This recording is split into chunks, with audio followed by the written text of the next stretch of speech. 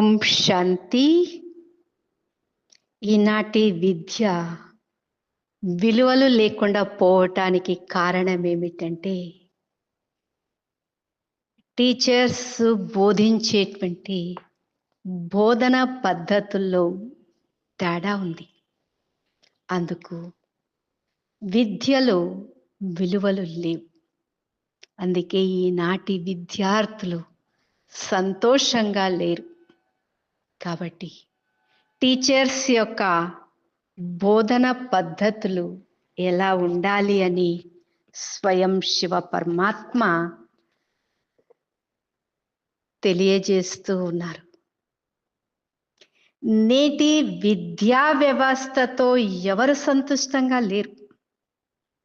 విద్యార్థి వర్గం, అధ్యాపక వర్గం, రాష్ట్రపతి, ప్రజలు ఎవ్వరు సంతుష్టంగా లేరు.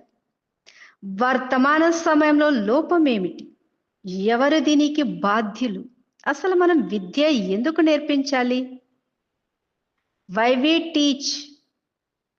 పశు పక్షాలు విద్యాలయానికి వెళ్ళవు, వారికి ఎవ్వరు నేర్పించరు. కానీ వారిలో ఎలాంటి భేదభావాలు, గొడవలు లేవు. వారికి ఐక్యత గురించి ఎవరు నేర్పించారు? కానీ మనకు ఐక్యత, దేశం పట్ల భక్తి ఇవన్నీ నేర్పిస్తున్నారు. అడవుల్లో జంతువుల మధ్య యుద్ధాలు ఉండవు, కానీ మానవులలోనే పరస్పరం పోట్లాటలు ఉంటాయి. అందుకే మనం విద్యాలయానికి వెళ్తాం. మొదట గురుకులానికి వెళ్ళేవారు కదా. ఉదాహరణకు సుధామ కృష్ణ ఉదయం నుండి రాత్రి వరకు చదువుకునేవారు. ఏ చదువు అది? ఈరోజు మనం మిస్ చేసాం. గురుకులంలో సేవ చేసేవారు అందరినీ సమాన దృష్టితో చూసేవారు. కానీ ఈరోజు పేద ధనిక భేద భావం ఉంది. బి పాయింట్ ఈడి పాయింట్లో లెక్చరింగ్ మెథడ్ ఉపయోగిస్తున్నారు. కానీ వాల్యూ ఎడ్యుకేషన్లో అది కాదు. మొదటి మెథడ్ అందరినీ సమాన దృష్టితో చూడాలి. సుధాముడిని ఒక విధంగా, కృష్ణుడిని ఒక విధంగా చూడలేదు.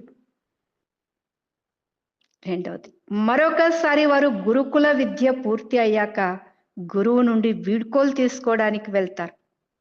దారిలో చాలా రాళ్ళు, కట్టె పుల్లలు ఉన్నాయి. అందరూ వాటి మీద నుండే వెళ్తూ ఉన్నారు.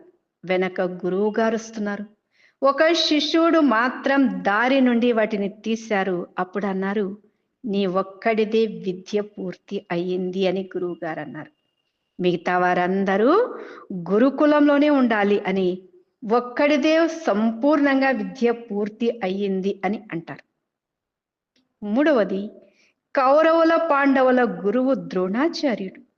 గురువు గారు చెప్పారు, సత్యం వదం, ధర్మం చరం, ప్రియం వద. అందరూ దీనిని చదువుకొని రావాలి అని కౌరవులు, పాండవులు అందరూ మరుసటి రోజు అప్పచెప్పారు. కానీ యుధిష్ఠిరుడు మాత్రం గుర్తులేదు అన్నారు. రోజుల వరకు, అనగా 4 రోజుల వరకు యుధిష్ఠిరుడు అలాగే అన్నాడు. మిగతా వారు చెప్పారు. 5వ రోజు గురువు గారు అంటారు యుధిష్ఠిరుడిని, నీవు ఈ రోజు కూడా నేర్చుకోలేదా? ఎందుకని ప్రశ్నిస్తే, నేను నిన్న అబద్ధమాడాను, అందుకని నేను సత్యం వద అని చెప్పలేను అని అన్నాడు యుధిష్ఠిరుడు. అంటే సత్యాన్ని వధిస్తే ధర్మం ఎక్కడ ఉంటుంది అని అర్థం. అంటే కేవలం చెప్పడం కాకుండా వాటిని ప్రాక్టీస్ చేయాలి. అధ్యాపకులు ఇలాంటి వాల్యూస్ని నేర్పించాలి. దీనికోసం మొదటి మెథడ్, ఫస్ట్ పాయింట్, ఆత్మ ప్రస్తుతి, ప్రెస్టేషన్. టీచర్స్ ఏదైతే నేర్పిస్తారో అదే ముందు వారిలో ఉండాలి. ఉదాహరణకు, ఒకవేళ టీచర్స్ మేనర్స్తో ఉండండి అని చెప్తే ముందు వారిలో కూడా ఉండాలి. ఒకవేళ విద్యార్థులు టీచర్స్లో మేనర్స్ లేదు అని గమనిస్తే అప్పుడు టీచర్ విద్యార్థులకు ఆదర్శంగా కాలేరు. సత్యం చెప్పాలి, సత్యతతో పాటు మధురత కూడా ఉండాలి. సత్యం పుల్లగా చేదుగా ఉండకూడదు, మధురంగా ఉండాలి. టీచర్ దేని గురించి అయితే చెప్తారో అది వారిలో లేనట్లయితే విద్యార్థులకు ఆదర్శం కాలేరు. ఉదాహరణకు ఒక చిన్న పిల్లలకు నేర్పించేటప్పుడు బొమ్మలతో నేర్పించి వాటిని బాగా చూడమంటారు. అర్బర్ పరిశీలించటం, పరిశీలించి అండ్ వ్రాయమంటాం. పరిశీలించిన తర్వాత వర్ణించండి. ఇది ఒక టెక్నిక్. టీచర్ క్లాస్లోని ప్రతి విద్యార్థిని పరిశీలించాలి. నైసర్గిక దృష్టి ఉండాలి.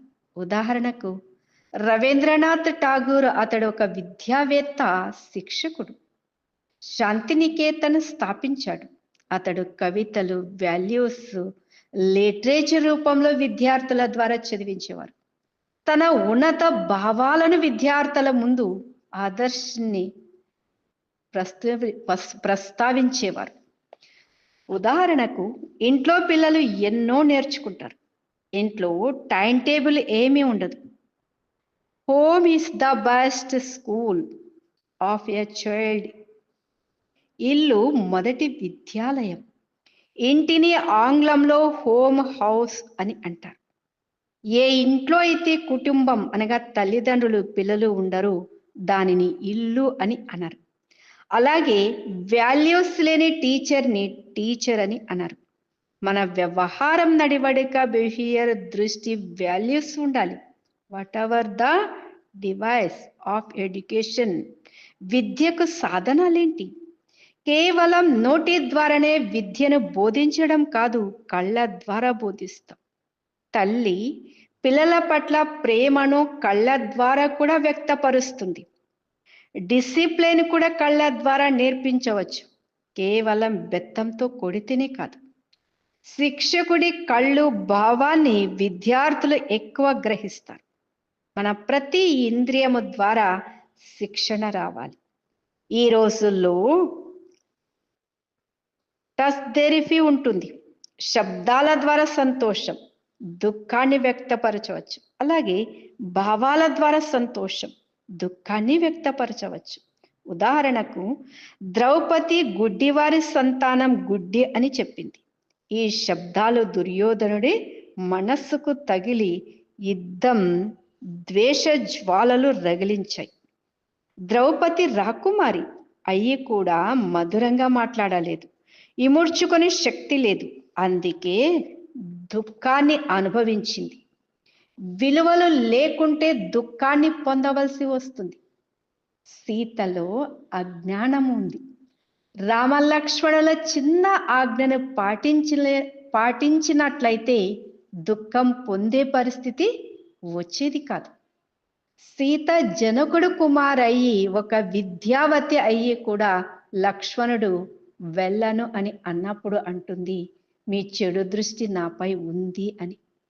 రాముడు కష్టాల్లో ఉన్నాడు, వెళ్ళు అని ఆజ్ఞాపిస్తుంది. ఈ రెండు మాటలు సీత జీవితాన్ని దుఃఖపూరితంగా చేశాయి. ఇలా ఇతిహాసం తయారైంది. ఒక తత్వవేత్త అన్నారు, you are the best master of your unspoken words. ఎందుకంటే మనం ఆ వాక్యాలను చెప్పలేదు, చెప్పకుండా లోపల ఇముర్చుకోవడం కూడా ఒక వాల్యూ ఉంది. మనం ఒక చిన్న విషయాన్ని ఇముర్చుకోకపోతే దానితో ఇతిహాసమే తయారవుతుంది. విద్యా బోధనలో రెండు విషయాలు ఉంటాయి. ఒకటి శ్రవణం, రెండవది స్వీకరించటం, రిసీవింగ్, లిస్టనింగ్. కాబట్టి కవితలు, సంగీతం, పాటలు, కథల ద్వారా ఎంతైతే వాల్యూ ఎడ్యుకేషన్ అవుతుందో అంత లెక్చరింగ్ మెథడ్తో జరగదు. ఉదాహరణకు 3 బొమ్మలు, ఇది ఒక నాటకం. దీనిని టీచర్ సంగీతం, పాటలు, కళల ద్వారా, మధుర కంఠము ద్వారా విద్యార్థులకు తెలియజేయవచ్చు. ఇవి విద్యకు డివైన్ అనగా సాధనాలు అండ్ టెక్నిక్స్ ఉన్నాయి. ఇది విద్య నేర్పించే ఒక కళ, ఒక వేళ. టీచర్లో ఈ కళ లేకుంటే వారు డిస్టినిష్ ఆల్డర్ అయినప్పటికీ థర్డ్ క్లాస్ టీచర్గా పరిగణింపబడతారు. అంటే కేవలం చెప్పడం చాలా సహజం, కానీ అతహు పద్ధతి ఇదే. వర్తమానం అనుసరిస్తున్నటువంటి పద్ధతి. వైజ్ఞానికుల అనుసారం ఒక వ్యక్తి కేవలం 10 నెలల వరకు మంచిగా వినగలడు, తర్వాత అటు ఇటు దృష్టి వెళ్తుంది. విద్యార్థి విన్న దానిలో సగం సాయంత్రం వరకు గుర్తుంటుంది, మరుసటి రోజు పావుభాగం గుర్తుంటుంది, తర్వాత 10% వంతు ఉంటుంది. సో బోధనను దృశ్యాలు మరియు శ్రవణం ద్వారా ఇవ్వాలి. మొదట సరళమైనవి నేర్పించాలి, తర్వాత కఠినమైనవి నేర్పించాలి. అసలైన విద్య అనేది గుప్తంగా దాగి ఉంటుంది. జ్ఞానాన్ని 3వ నేత్రంతో పోలుస్తారు. దీనితో మనం విలువలను నేర్చుకుంటాం. జ్ఞానం అనే పదానికి సంస్కృతంలో విద్య అని అంటారు. విద్య అనగా ముక్తిని ప్రసాదించేది. దీనితో ముక్తి, జ్ఞానం కంటే ఉన్నతమైనది విద్య. దేశ స్వతంత్రంగా అయ్యింది, కానీ మనలోని క్రోధం కంటే మనలోని క్రోధం నుండి, మన పాత సంస్కారాల నుండి స్వతంత్రులుగా కావాలి. మరి అయ్యామా? మన చెడు నమ్మకాలు, ఆలోచన ప్రవాహంతో ముక్తులుగా అయ్యామా? విద్య అనేది వినయ ప్రసాదిని, జీవించే కళ నేర్పిస్తుంది. Teaching is on art, knowledge is might, knowledge is light. జ్ఞానం ఒక శక్తి, ప్రకాశం. ఉదాహరణకు 3 డాల్స్. ఒక బొమ్మల వ్యాపారి 3 ఒకే రకమైన బొమ్మలు తయారు చేసి ఉజ్జయిని రాజ్యంలోకి వెళ్ళాడు. భోజరాజు దర్బారులోకి ప్రవేశించి వాటి విలువ కట్టండి అని చెప్పాడు. భోజరాజు రాజ్యంలో నవరత్నాలు ఉండేవారు. అందులో 8 మంది మాత్రమే ఉన్నారు. వారు విలువ కట్టలేకపోయారు. నవరత్నం కాళిదాస్ వచ్చి బొమ్మలను నలువైపులా పరిశీలించాడు. ఆ 3 బొమ్మలు ఎలా ఉన్నాయి అంటే, ఒకదాని చెవులో చిన్న ఇనుప పుల్ల పెడితే ఇంకొక చెవి నుండి బయటికి వస్తుంది. రెండవ బొమ్మ చెవిలో పెడితే నోటి నుండి బయటికి వస్తుంది. మూడవ బొమ్మ చెవిలో పెడితే కడుపులోకి వెళ్తుంది. అంటే ఇక్కడ విలువల మహత్వం ఉంది. ఏదైతే విషయాన్ని కడుపులో ఇముడ్చుకోగలరో అదే అన్నింటికంటే విలువైనది. ఇముడ్చుకునే శక్తి, ఒక విలువ ఉంది. ఇక్కడ టీచర్ ఏం చెప్పవలసిన అవసరం లేదు. ఈ 3 బొమ్మలు చాలా విలువైనవి. ఇలాంటి పద్ధతిని ఇండైరెక్ట్ అప్రోచ్ అని అంటారు. Process of teaching. First direct approach, second indirect approach, third incident approach. సంగీతం, పాటలు, కథలు ఇవన్నీ ఇండైరెక్ట్ అప్రోచ్. ఇద్దరు వ్యక్తుల మధ్య సామాజిక సంబంధం కోసం భాష అవసరం. ఏ శబ్దాలలో మైత్రి, స్నేహం, సహయోగం, దయాభావం ఉంటాయో అవే వాల్యూస్ ఉన్నాయి. ఆ శబ్దాల ముత్యాలు రత్నాల వంటివి. మరి ఈ విలువలు ఎక్కడి నుండి ప్రారంభమవుతాయి? What is the source of those values? స్కూల్లో వ్యవహారాన్ని మార్చుకోవాలి అని చెప్తారు. But what is the method of changing behaviour? వ్యవహారాన్ని మార్చుకునే పద్ధతి ఏంటి? ఇది ఏ పుస్తకంలో ఉండదు. వాల్యూస్ జీవితంలో ప్రాణం వంటివి. వీటితో జీవితంలో సఫలత లభిస్తుంది. స్వీట్ వాయిస్, మధుర కంఠం మన భావాలతో వ్యక్తమవుతుంది. కాబట్టి భావాల ఎడ్యుకేషన్ కావాలి. దీనికోసం డిగ్రీలు అవసరం లేదు. ఆతిథ్యం కూడా ఒక విలువ వంటిది.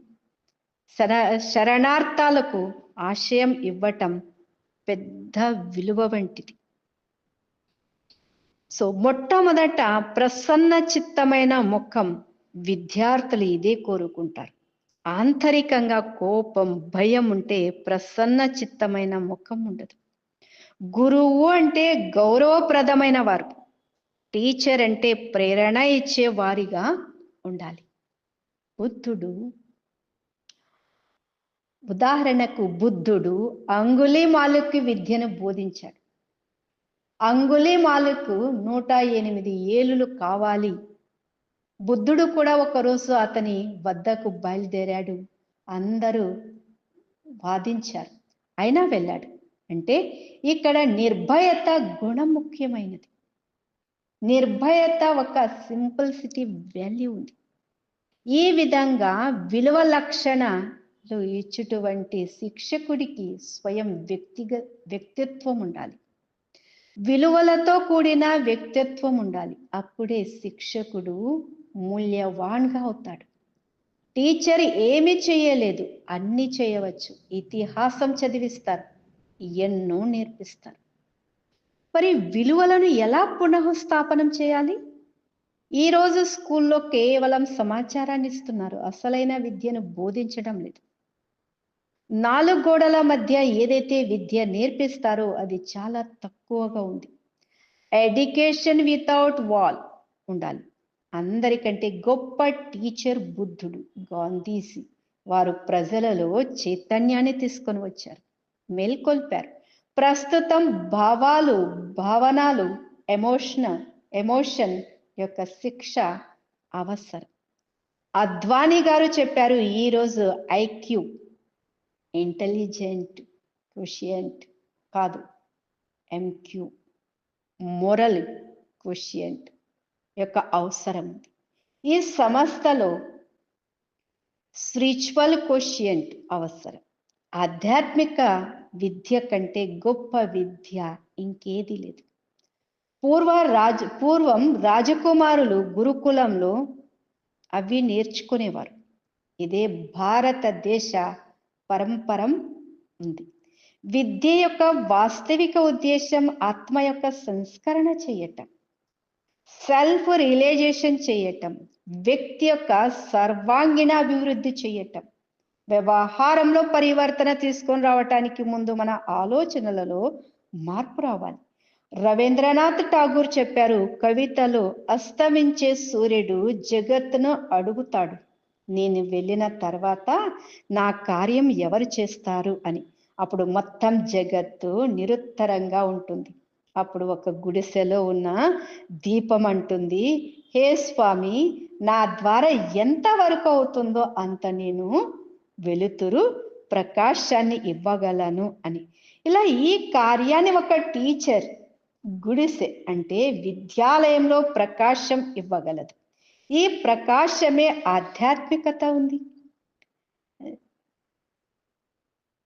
జేఎస్ రోస్ అంటారు, టీచర్ తోటమాలి వంటి వారు, విద్యాలయం ఉద్యావనం వంటిది, విద్యార్థులు పుష్పాల వంటి వారు, దాని నుండి సుగంధం రావాలి. ఇదే శిక్షకుడి కార్యం ఉంది అని రోస్ చెప్పారు. ఈరోజు ప్రభుత్వం ఎన్నో కార్యక్రమాలు తలపెడుతుంది ఉన్న పరిస్థితులను మార్చుటకు, కానీ అసలైన మూలాన్ని నిర్మూలించలేకపోతుంది. మనం ఎలాంటి మార్పునైతే ఆశిస్తున్నామో అలాంటి మార్పు మాత్రం నేడు విద్యా ప్రణాళికలో రావటం లేదు. గాంధీ చెప్పారు, విద్య ద్వారా వ్యక్తి యొక్క శారీరక, మానసిక, ఆధ్యాత్మికత ఉన్నతి జరగాలి. అవి ఇలా విద్యాలయంలో విద్యార్థులకు నైతిక, ఆధ్యాత్మిక విలువల భూమికను తయారు చేయాలి. వారిలో మానసిక పరివర్తన రావాలి అని చెప్పారు.